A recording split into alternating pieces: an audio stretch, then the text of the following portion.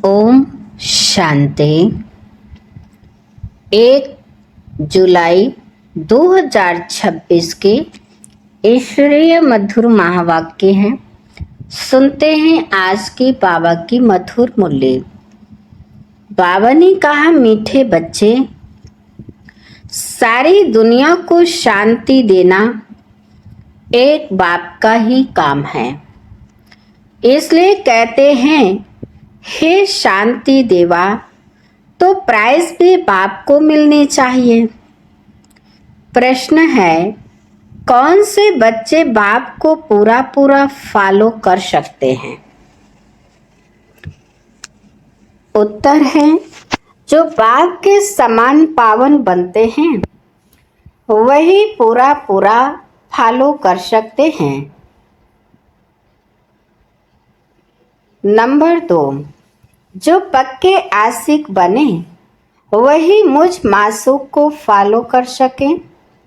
ऐसे आशिकों को ही मैं साथ ले जाता हूँ। इसलिए शास्त्रों में दिखाते हैं, गऊ का पूंछ पकड़ने से पार हो जाएंगे।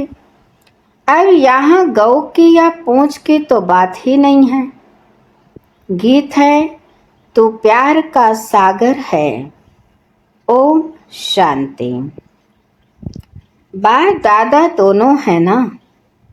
अब यह तो बच्चे जानते हैं कि आत्माओं का बाप शिव बाबा है। यह भी तुम जानते हो कि मैं पतित पावन हूँ, मैं निराकार हूँ, तुम भी निराकार हो, शांत स्वरूप हो। निराकार बाप भी शांत स्वरूप है, आत्मा भी शांत स्वरूप है। आत्मा का स्वधर्म है ही शांति। तुम्हारा निवास स्थान है शांति धाम। जब यज्ञ आदि रचते हैं तो कहते हैं शांति देवा, क्योंकि शांति का सागर तो वह परमात्मा है। सारी दुनिया को शांति देने वाला वह बाप है। ऐसे बहुत है जिसको शांति के पीछे प्राइस मिलती है। कभी किसको प्राइस मिलती है तो कहेंगे यह शांति स्थापन करने के निमित्त बने हुए हैं। इसमें बड़ों के नाम लेते हैं। अब शांति तो चाहिए सारी दुनिया में, नहीं तो अशांत में रहने वाले औरों को भी अशांत करेंगे। यह है ही रावण राज्य। रावण दुश्मन है ना, राम को दुश्मन नहीं कहेंगे। राम के कभी एफिजी नहीं जलाएंगे, न त्रेता वाले राम की, न परमपिता परमात्मा की। राम राज्य तो सब चाहते हैं, परंतु रामराज किसको कहा जाता है यह भी कोई नहीं जानते। सिर्फ कहते हैं नई दुनिया हो, नई दिल्ली में राम राज्य हो। नई दिल्ली कहते हैं, नाम तो बहुत रखे जाते हैं। दिल्ली सबकी कैपिटल रहती है। दिल्ली ही परिस्थान था। राधे कृष्ण को भी वहाँ ही दिखाते हैं। यह दोनों ही मुख्य प्रिंस है और प्रिंसेस है। सिर्फ दोनों नहीं हैं, जरूर और भी होंगे। 8 राजाई तो गाई जाती है। बुद्धि से काम लेना है। सतयुग में जरूर राजाई और भी होगी। यहाँ भी देखो कितनी राजाई है। वृद्धि होते होते ढेर हो जाते हैं।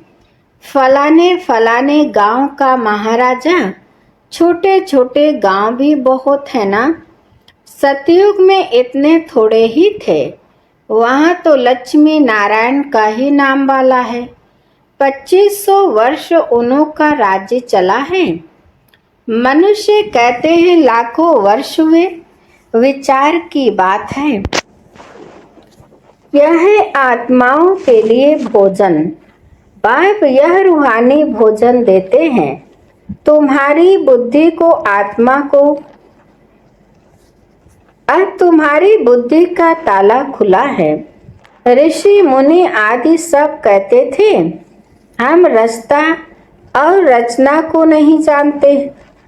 अब तुम बच्चे ऐसे नहीं कहेंगे, तुम तो रचता और रचना के आदि मध्य अंत को जानते हो।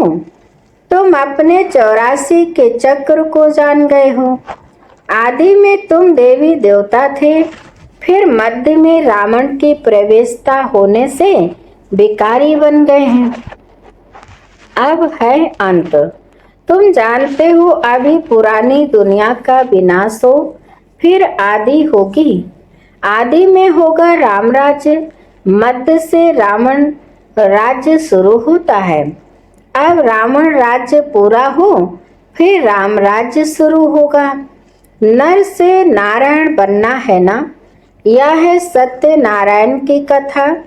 तुम जानते हो सर्वशास्त्रमयी शिरोमणि श्रीमद् गीता है। श्रीमत मिलती है श्रेष्ठ बनने के लिए। श्री कहते हैं श्रेष्ठ को। बच्चे जानते हैं एक गीता शास्त्र है जिसे देवी देवता धर्म का शास्त्र कहा जाता है, जिससे देवता धर्म की स्थापना होती है। संगम पर सतयुग में तो कोई पतित होते नहीं जो पावन बनाए। अब तुमको बात समझाते हैं। गीता को पतित पावनी कह नहीं सकते, गीता द्वारा पावन नहीं बन सकते हैं। गीता के भगवान को पतित पावन कहते हैं, यह अच्छी रीति याद करो। गीता है आदि सनातन देवी देवता धर्म का शास्त्र।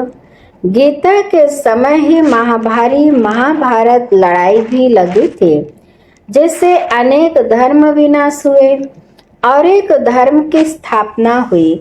गीता के लिए कहते हैं देवी देवता धर्म का शास्त्र। ब्राह्मणों का शास्त्र नहीं कहते हैं।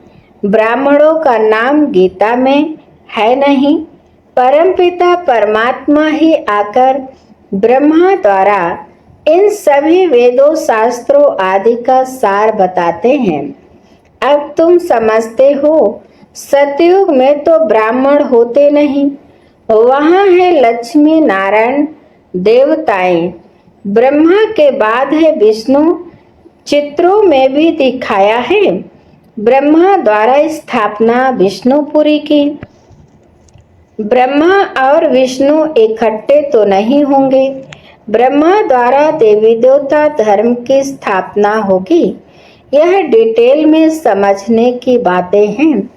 अभी तुम बच्चे शिव बाबा से स्वर्ग का वर्षा लेते हो, हकदार ठहरे ना। मुख्य धर्म शास्त्र हैं 4। श्रीमद् भगवत गीता है नंबर 1 शास्त्र, जिससे नंबर 1 धर्म की स्थापना होती है। फिर होते हैं इस्लामी, बौद्धि। एक गीता ही है जिसमें श्रीमद् भगवत गीता लिखा हुआ है और कोई शास्त्र में श्रीमद् नहीं है। श्रीमद् इस्लामी व श्रीमद् बौद्धि शास्त्र नहीं गाया जाता। श्रीमद् भगवत गीता है ही एक। उससे कौन सा धर्म स्थापन किया? आदि सनातन देवी देवता धर्म की स्थापना हुई और स्थापना होती है अंत में। यह समझने की बातें हैं। अभी बाबा हमको टीचर के रूप में पढ़ाते हैं, यह बुद्धि में रहना चाहिए। बाबा हमारा बाप है और टीचर भी है। बाबा पढ़ाई से सर्व की सद्गति करते हैं तो सद्गुरु भी ठहरा।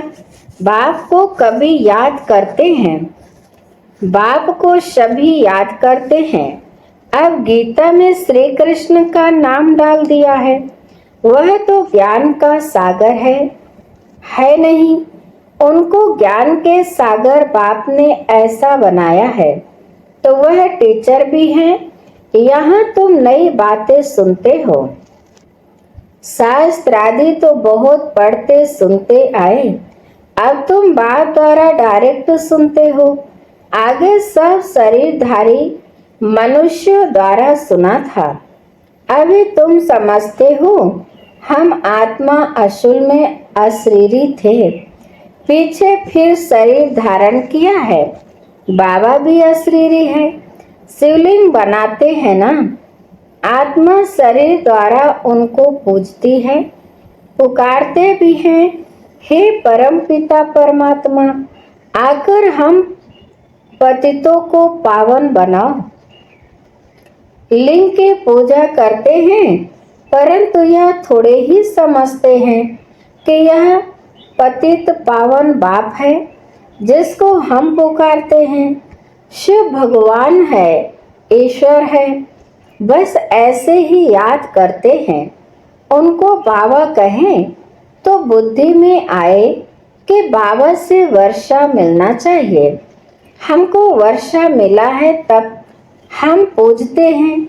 भारतवासियों को वर्षा मिला जरूर है, कब मिला यह भूल गए हैं।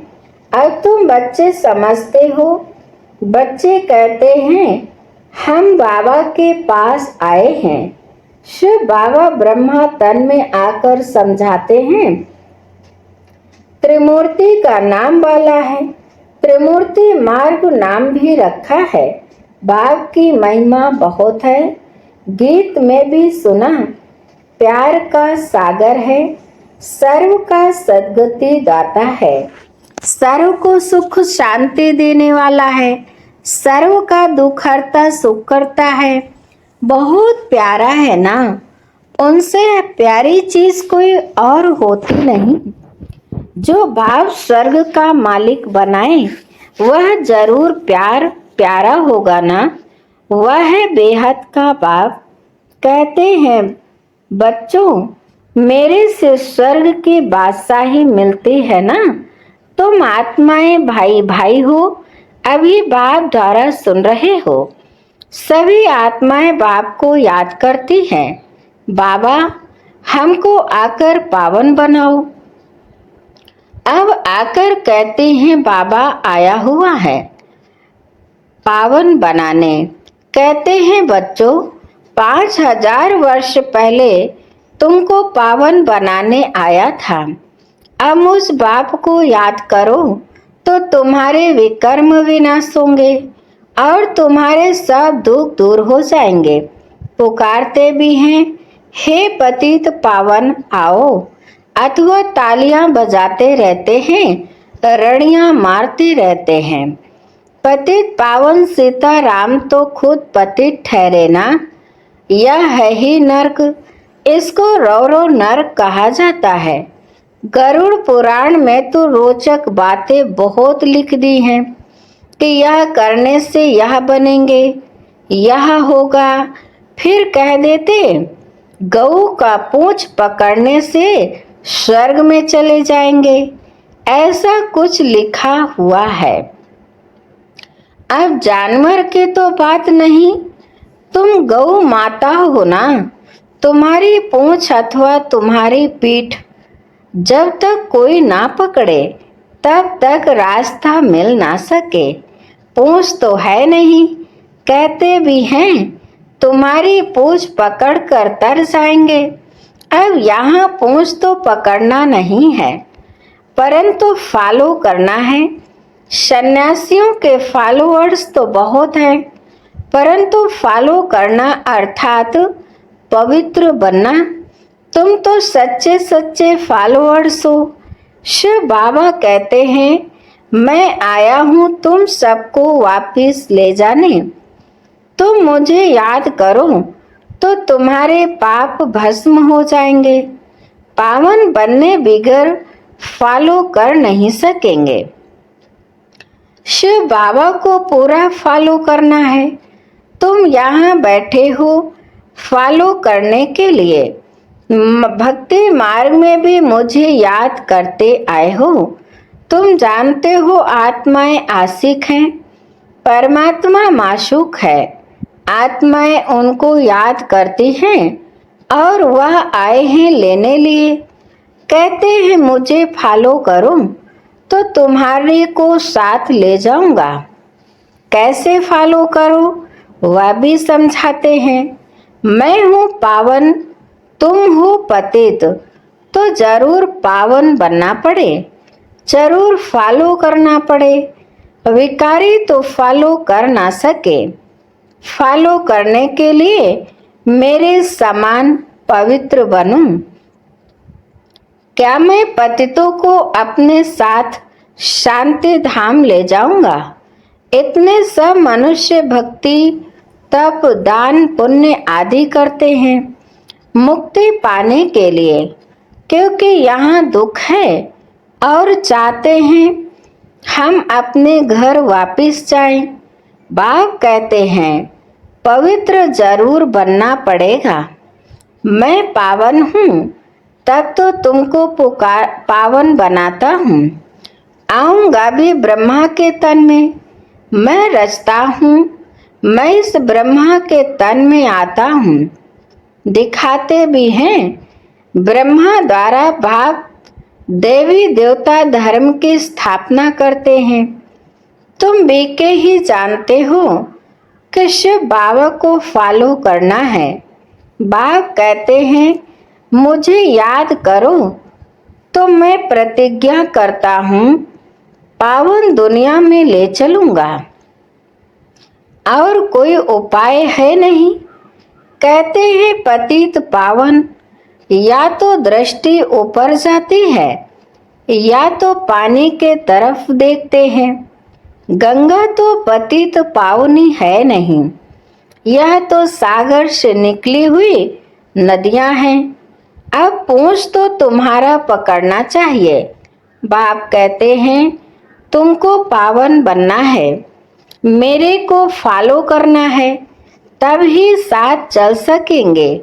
बाप कहते हैं तुम मेरे साथ रहने वाले थे, अब 84 का चक्र लगाए पतित बने हो। अब फिर मेरे को याद करो तो पावन बनेंगे। सन्यासी भी गृहस्थी को कहते हैं फॉलो करना है तो घर बार छोड़ो। बाप कहते हैं मैं परम धाम में रहता हूँ, तुम भी चलेंगे या यहाँ ही विशेष सागर में रहना अच्छा लगता है? तुम तो पुकारते आए हो, हे पतित पावन आओ। अब बाप आए हैं, साथ ले जाते हैं। कल्प कल्प आकर तुमको साथ ले जाता हूँ। फिर सतयुग में तुम बहुत सुखी रहते हो। यह लक्ष्मी नारायण स्वर्ग के मालिक थे ना, इन्हों को इतना सुख देने वाला कौन? हेवनली गॉड फादर बाप याद दिलाते हैं तुम हमारी जयंती मनाते हो। परमपिता परमात्मा की जयंती सभी भारतवासी मनाते हैं। हमारा यह बर्थ प्लेस है, क्रिश्चियन थोड़े ही मानेंगे, वह तो क्राइस्ट को मानेंगे। शिव जयंती भारतवासी मनाते हैं।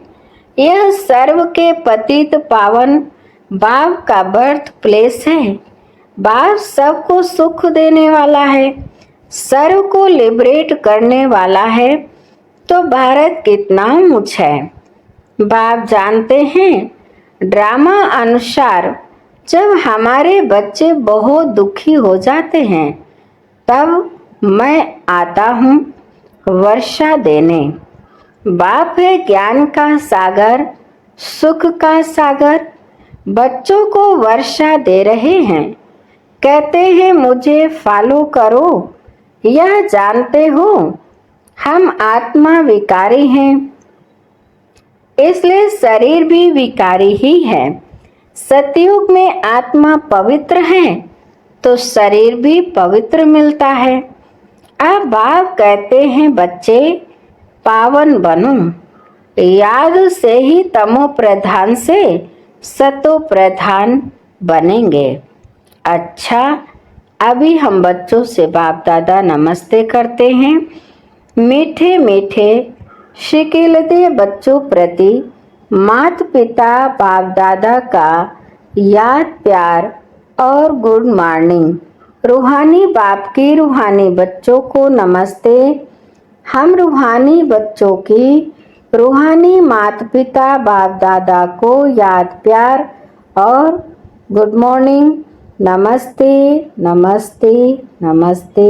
शुक्रिया बाप दादा, शुक्रिया। धारणा के लिए मुख्य सार नंबर 1, बाप से स्वर्ग का वर्षा लेने के लिए मैं आत्मा भाई भाई हूँ, यह पक्का करना है। बहुत प्यार से रहना है। जैसे बाप प्यारे ते प्यारा है, ऐसे प्यारा बनना है।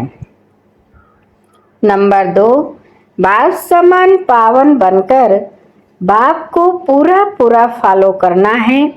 बाप के साथ वापिस घर शांति धाम चलने के लिए पावन जरूर बनना है। वरदान है, निर्बल आत्माओं में शक्तियों का फोर्स भरने वाले ज्ञान दाता सो वरदाता भव। विस्तार है, वर्तमान समय निर्बल आत्माओं में इतनी शक्ति नहीं है जो जंप दे सकें। उन्हें एक्स्ट्रा फोर्स चाहिए। तो आप विशेष आत्माओं को स्वयं में विशेष शक्ति भर के उन्हें हाई जंप दिलाना है। इसके लिए ज्ञान दाता के साथ साथ शक्तियों के वरदाता बनो।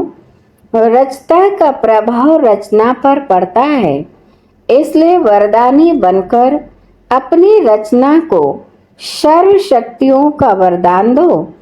अभी इसे सर्विस की आवश्यकता है। स्लोगन है, साक्षी होकर हर खेल देखो तो सेफ भी रहेंगे और मजा भी आएगा। अच्छा, आज की मुरली के अव्यक्त इशारे हैं, सुनते हैं। ज्वाला स्वरूप स्थिति में रह शक्तिशाली याद का अनुभव करो। आप महान तपस्वी आत्माएं ज्वाला रूप शक्तिशाली याद द्वारा प्राप्ति के किरणों की अनुभूति करो और कराओ। आपका तपस्वी स्वरूप औरों को देने का स्वरूप है। जैसे सूर्य विश्व को रोशनी देने की और अनेक विनाशी प्राप्तियों की अनुभूति कराता है, ऐसे आप भी अपने तपस्वी स्वरूप द्वारा शांति और शक्ति की किरणें देते रहो। अच्छा, आज की मुरली यहीं पर समाप्त होती है। मीठे मीठे प्यारे प्यारे बाप दादा को दिल से बहुत बहुत शुक्रिया। आप सभी महान आत्माओं को भी दिल से शुक्रिया। ओम शांति।